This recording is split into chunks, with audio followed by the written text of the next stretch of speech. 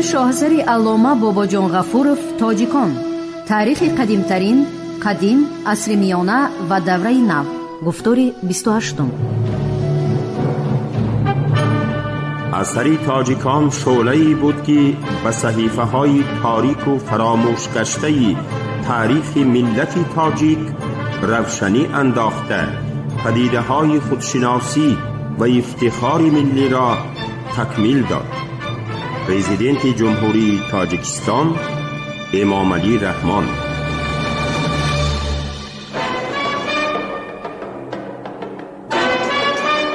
آسیای میانه در دوره کوشانیان.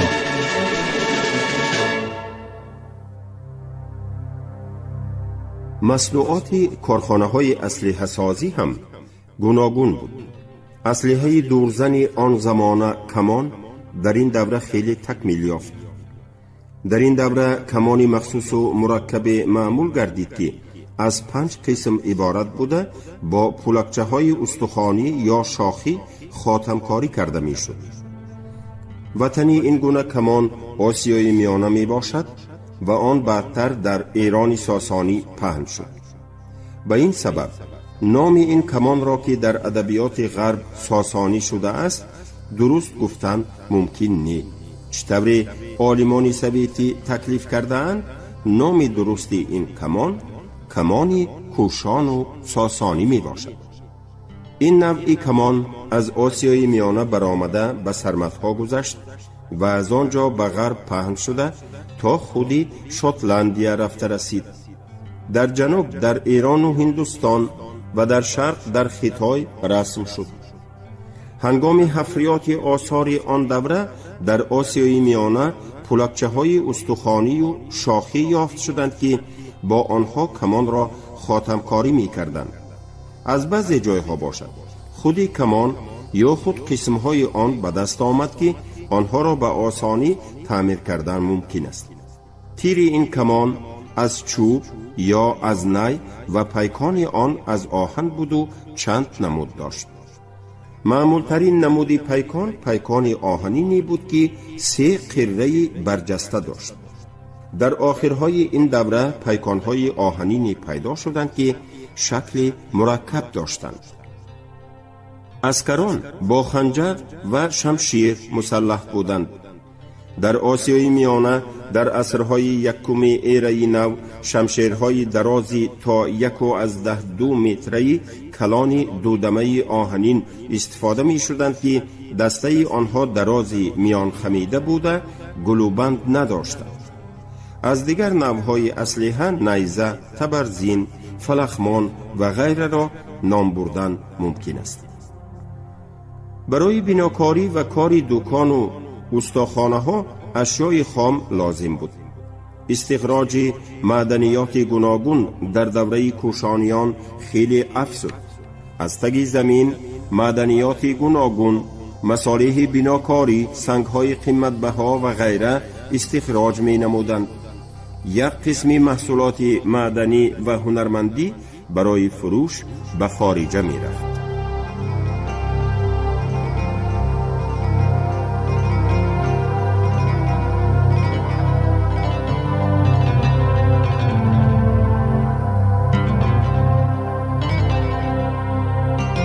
سودای داخلی و خارجی. به دوره کوشانیان سیستم مترقی پولی، نهایت گوناگون بودن قیمت تنگه ها و خیلی زیاد بودن شماره آنها خاص می باشد. همه این دلالت می کند که در مملکت استحصال مال و گردش آن در عمل بود. با این مناسبت چنین جهتی مسئله جالب دقت است که قسم زیادی تنگه های کوشانی تنگه های میس بود. این نکته شهادت آن است که در حیات روزمره معاملات پول جریان داشت. در بیان جنبه های تاریخ دولت کوشان قید شده بود که تنگه های کوشانیان وابسته به دوره های گوناگون خیلی تغییر می یافتند. در عین زمان باید گفت که نومیزمت ها تا به حال اساساً تنها به مسئله های کوشانیان و تدقیق تصنیف تنگه های کوشانیان و رسم و خطی روی آن تنگه ها و غیره مشغول بودند. جنبه اجتماعی و اقتصادی این مسئله الحال عملاً تدقیق نشده است. در برابر سودای داخلی، سودای خارجی هم خیلی رونق می‌یابد. پلینی خبر می‌دهد که از هندوستان، از ترکستان شرقی، از عربستان به امپریای ریم مال بسیار به ارزش 100 میلیون سسترسی آورده شد. یک قسم این مال از خاک دولت کوشان از جمله از آسیای میانه رفته است. به قول پلینی به امپریای ریم از سریکا آهن می آوردند که قیمتی بلند داشت. خواستوف تخمین می کند که به امپریای ریم آهن عادی نی بلکه مصنوعات آهنی برده می شد. گفتن ممکن که اقلاً یک قسم این مال ها از جمله آن مصنوعات آهنی در حقیقت مال آسیای میانه بود. در دورهای ثانی‌تر در عصرهای میانه از خاک آسیای میانه بسیار آهن و مصنوعات آهنی به خارجه به فروش می رفت که این را گیوگراف های عصرهای 9 عرب هم بارها قید کردند. مدرکی هست که تاجران باختر به خاک امپریای ریم مثلا به یکی از مرکزهای کلانترین تجارت شهر اسکندریه مصر رفته بودند. از دیگر طرف تاجران روم به آسیای میانه می آمدند. در آسیای میانه مصنوعات ریمی اینچنین تنگه های ریمی نهایت بسیار یافت شدند و این بازیافت ها واضح اثبات می نمایند که رابطه ریم و آسیای میانه خیلی عمیق و پرأوج بود. با آسیای میانه آورده شدن مالهای ریمی انیقترش بحر میانه زمینی باعث آن گردید که این گونه مالها را در آسیای میانه هم تیار می کردگی شدند. اثرهای صنعت ریمی و تحولات صنعت آسیای میانه از جمله به تشکل صنعت قندهار که در شمال و غرب هندوستان، در افغانستان و از افتکار در جنوب آسیای میانه انکشاف یافت تأثیر کلان رساندند. با خطای هم رابطه سودا بود.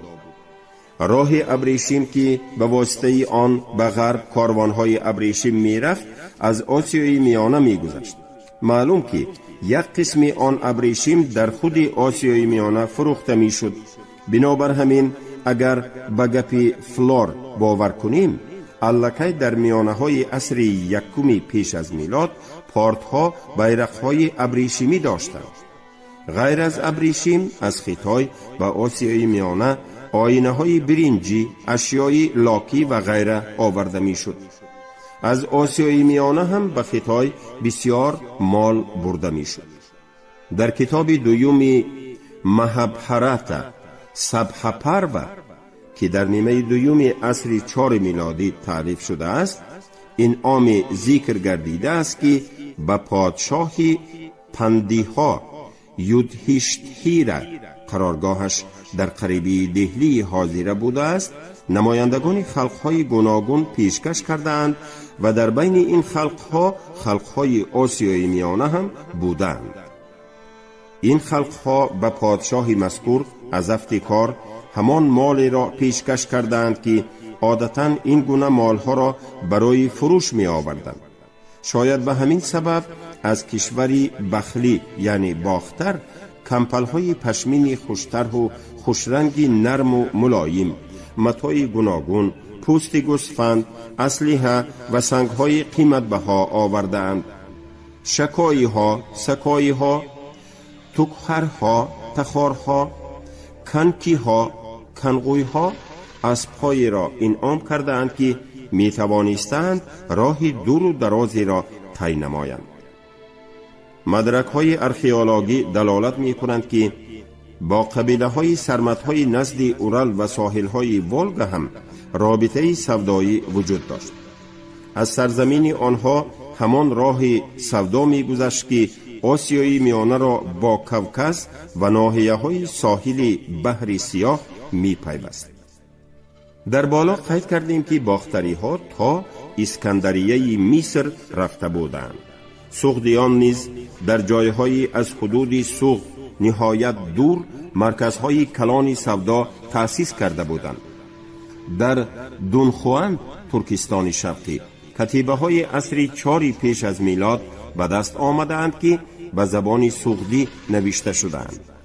در یکی از کتیبه ها گفته می شود که در دروان 100 نفر سمرقندی آزاد یا خود اصیل زاده هستند. خینین با اساس کامل تخمین می کند که شماره سغدی ها با غلامان و اهل خانواده اشان در این شهر باید کمش 1000 نفر باشد. در بعضی مکتوب ها درباره مال ها، نرخ ها و غیره معلومات هست. سغدیانی که در ترکستان شرقی زندگانی می کردند با خویش و اقربای در سمرقند بوده خود رابطه زیچ داشتند.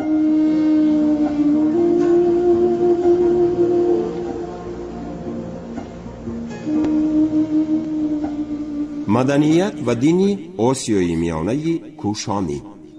آثار خطی. در دوره کوشانیان در ساحه مدنیت معنوی خلقهای آسیای میانه دگرگونی‌های جدی روی دادند.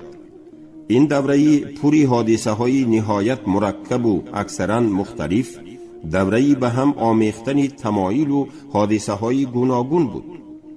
هنوز در عصرهای 4-2 پیش از میلاد در آسیای میانه در اساس خط آرامی خطهای محلی به وجود می آیند. قدیمترین آثار خطی سغدی کتیبه روی تنگه های ابتدای ایره ما است. پس از این مکتوب های قدیمی سغدی می آیند. در این مکتوب علامت ها علاهیده و خوانا نوشته شده‌اند، با هم دیگر پیوست نمی باشند. این نمود خط از اصل خود یعنی از خط آرامی فرق کلان ندارد.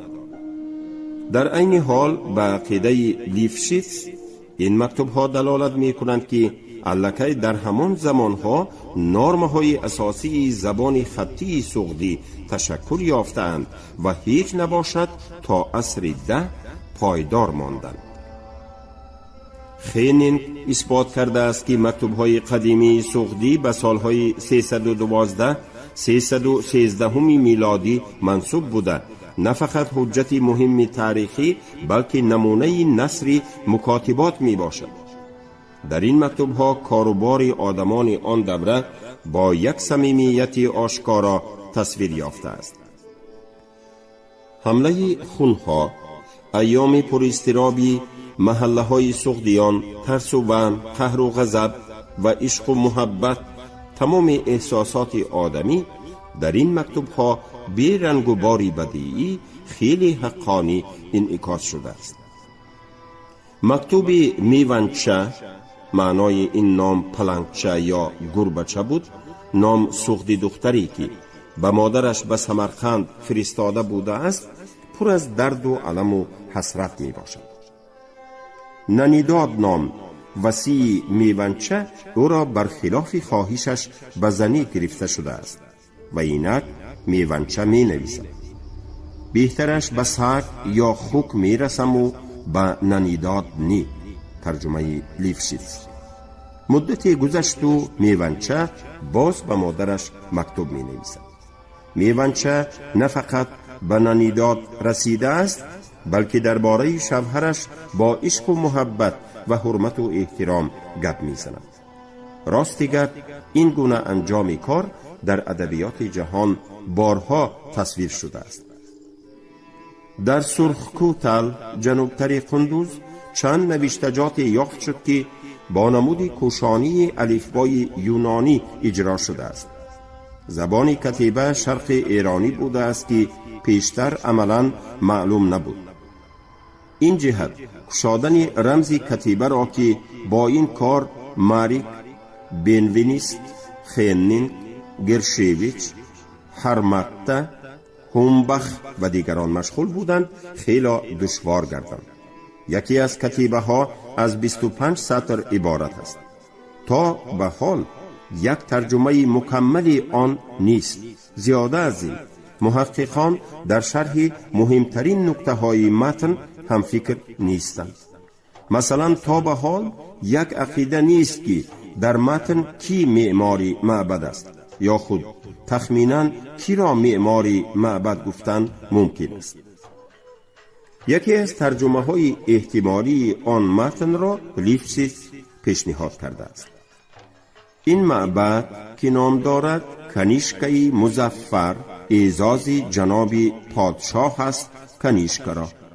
اینک بعد اتمام عمارت معبد اندرون آن معبد ظرفهای آب بودند که خشکیدند و معبد بی آب ماند و از تموز خشکی آمد و خداها از خانه معبد خود گرفته شدند، هم صورتها خداها و هم هیکلها خداها، و معبد خلوت شد تا دمی که سال 31 حکمرانی ماه نیسان به معبد واری نخنزاق آمد که بود محبوب پادشاه، دوستی نزدیکی پادشاه، نیک فرجام، پسری خدا، نکو غیرت، نکو کار، نکو همت و نکو خصلت نسبت به همه مخلوقات. و او معبد را دیوار کشید، چاه کند، آب برآورد، با سنگ چاه را روکش کرد تا باشندگان معبد به آب محتاج نشوند یا معبد به آب تازه محتاج نشود، و تا که در عین خشکی که از تموز است خداها از خانه های خود دور نروند و معبد خلوت نشود. در بالای چاه آب کشی ساخت و حوضی درست کرد. به شرافت این چاه، به شرافت این آبکش معبد شاداب شد. و این چاه و این در اینجا کلمه هست که تخمیناً به معنای تریزه برج می آید، عملی هرگمان برز مهر پسری کزگشکه استیل هانسیک و ناقنزاق است، واریانی فرمانبرداری پادشاه. و نوشت این را یومان با مهریمان برز مهر پوهری امیخرامان. زبان این نوشتجات زبانی است بین زبان پشتو و زبانهای پامیری، منجانی و یدغو از یک طرف و زبانهای سغدی و خوارزمی و پارتی از طرف دیگر. محض به طفیل ذکاوت و فضیلت ایرانشناس شهیر هنین مقرر شده است که زبان این نوشتجات زبانی باختری می باشد و تا وقتهای آخر زبانی مطلقا نامعلومی بود. نوشتجات روی تنگه ها، گیمه ها و سفالات کوشانیان به سبب نهایت مختصر بودن خود امکان نمی دادند که زبان آن معین شود.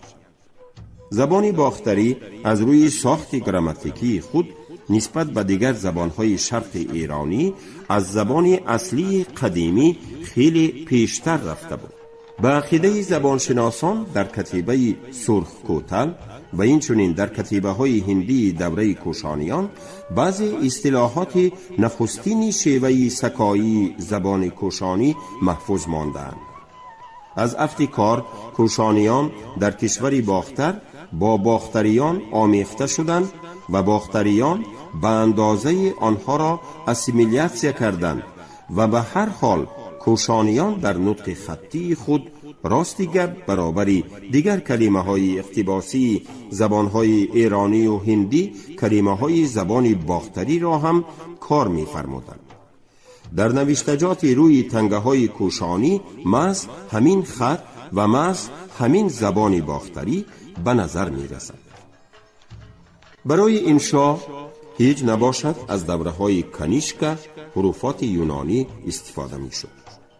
به 24 حروفات یونانی باز یک حرف علاوه کرده شد، ولی در عمل شماره کمتری حرف ها استعمال می گردید. علامت های حروفات کوشانی یا خود انیقترش باختری اکثرا قردار و چارکنجه و کلوله می باشد. بعدتر نمودی نیمه کرسیو پیدا شد. به همین طریق بعدی زبانهای سغدی، پارتی و خوارزمی علم از زبان باختری هم واقف شد. کتیبه کلان سرخ کوتل در عین حال اولین آثار خطی زبان باختری می باشد. موافق ژانر خود آن به نوشتجات هخامنشی ها یا ساسانیان همگون است. ولی برخلاف کتیبه شاهان، در کتیبه سرخکوتل قریب که مدح و ثنا نیست. اگر آن را به متن نوشتجاتی دارا که از شوش به دست آمده آن هم به بیناکاری بخشیده شده است مقایسه نماییم، این جهتی کتیبه سرخکوتل مخصوصاً عیان‌تر می شود. قریب 3/1 متن دارا حمد و ثنای هرمز و پادشاه است. متن سرخکوتل باشد فقط از کار سخن می راند و بیهوده گپ را کشال نمی دهد. در متن واقعه ها به ترتیب ذکر شده، سبب آنها نیز نشان داده شده است. این متن گفتن ممکن یک نوع سالنامه واقعه ها، یک نوع نمونه متن مأموری می باشد. در جنوب آسیای میانه هم بسیار کتیبه های باختری یافت شدند، ولی راستی گپ آنها کلان نیستند. مثلا از خود دوشنبه خومی گور یافته شد که یک کلمه خط دارد. از دشت جم یک زنگولچه برنجی به دست رسید که خط عبارت از 17 علامت دارد. از افتکار این حرفهای علاهیده بیرابیته اند که استای بی سواد کنده است. در ترمیز از دیر قراتپه چند خط باختری روی سفالپاره ها یافت شد که در بین آنها خطهای دو زبانه بیلینگ و ها هم هستند. خط در دیوار خراشیده نوشته شده است. در خوارزم از توپراق قلعه آثار خط خوارزمی یافت شد که تدقیق آن دوام دارد. در دیمنه دلبرجین ساحل چپ امو بسیار نوشتجات باختری به دست آمد، ولی متاسفانه آنها خیلی ضرر دیدند. با عقیده محققی که آنها را نشر کرده بود، این نوشتجات با خط شکسته تیزنویسی انشا شده گویا متن زیر صورتهای روی دیوار بودند، یعنی گویا معنای رسم دیوار را افاده می کردند. موافق خصوصیت پلیاگرافی نوشتجات تخمیناً به عصرهای 3-4 دخل دارد. از خود همین جا چند آسترک و پاره های مرمر خطدار یافت شد. آسیای میانه در دوره کوشانیان. عقاید مذهبی. عقاید مذهبی دوره کوشانیان نهایت پیچ در پیچ و مرکب است. قسم اساسی اهالی آسیای میانه مثل پیشتره زردشتیه را می پرستید. مثلا سغدی ها بنابر نام آنها زیاده از 20 که در مکتوب‌های قدیمی سغدی دچار می شوند اساساً به زردشتیه ایمان داشتند. این نام‌ها از نام خداهای قدیمترین ایران برمی آیند که آنها به قطار خداهای زردشتی آسیای میانه در آمده بودند. در عین حال باید گفت که زردشتیه سغدی خصوصیتی به خود خاص داشت. گفتن لازم که در بین خداهای سغدی جای از همه بلند را آلیه ننایی می گیرد. مؤلف مکتوب رقم 2 و آن سمرقندی که باید این مکتوب را می گرفت در ترکیب نام خود کلمه ننایی دارند.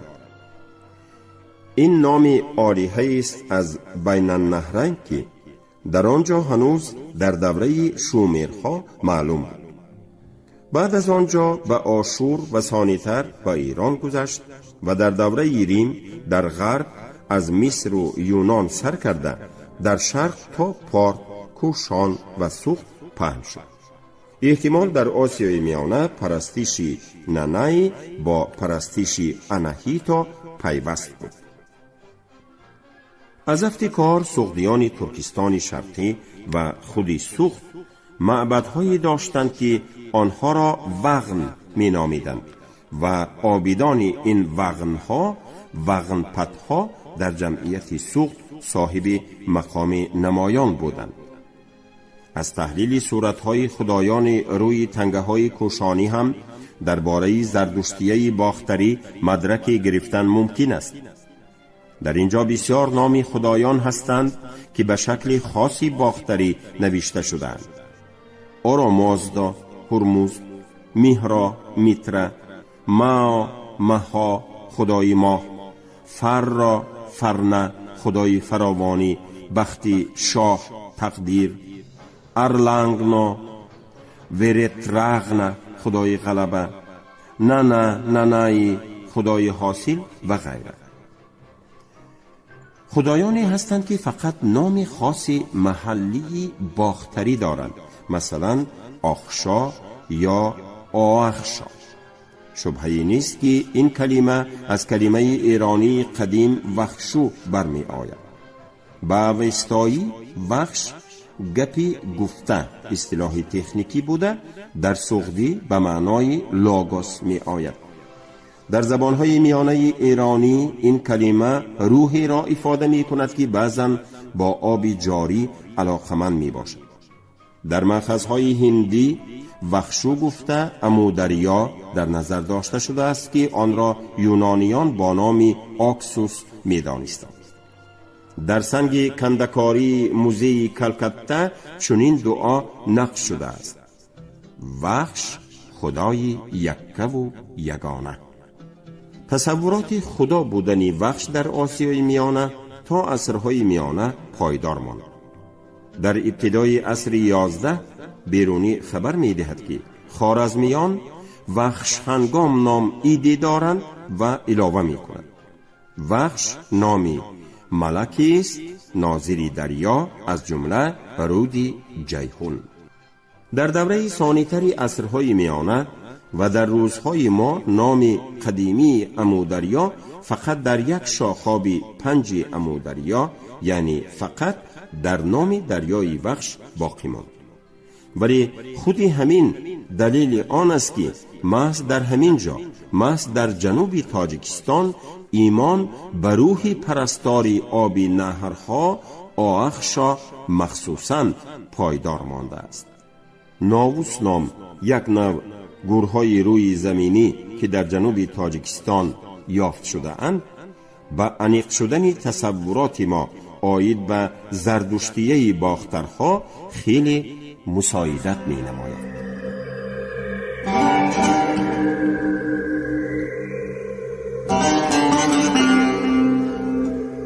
اثری تاجیکان شعله‌ای بود که به صحیفه‌های تاریک و فراموش گشته تاریخ ملت تاجیک روشنی انداخته پدیده‌های خودشناسی و افتخار ملی را تکمیل داد.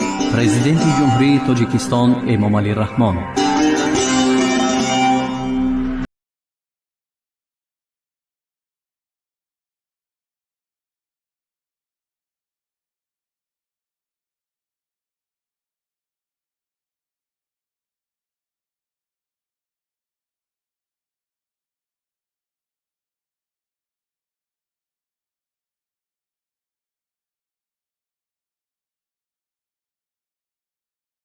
شما گفتاری 28 از کتاب علامه باباجان غفورов تاجیکان شنیدید. عبدالرشید خوجمقولов خوند. کارگردان شیرعلی نفزلی.